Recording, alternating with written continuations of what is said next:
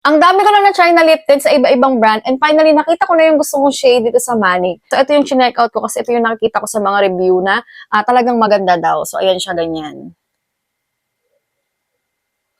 Oh, 'di ba? Ang ganda talaga. Feeling ko talaga bagay na bagay yung shade sa akin.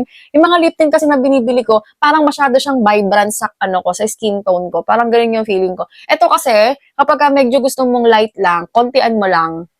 Tapos kapag medyo gusto mong mag-dark siya, so damihan mo lang siya ganun. Siya, ganyan. Oh, 'di ba?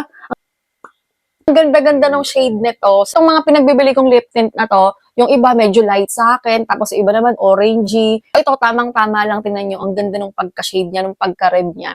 So, Mystic tong kinuha ko, parang gusto ko pang kunin yung dalawa pang shade na natitira kasi alam ko 3 shades lang to. So, ayan, ilalagay ko sa basket natin. Tingnan nyo, magugustuhan nyo rin to mga mi, ang ganda niya, yun o.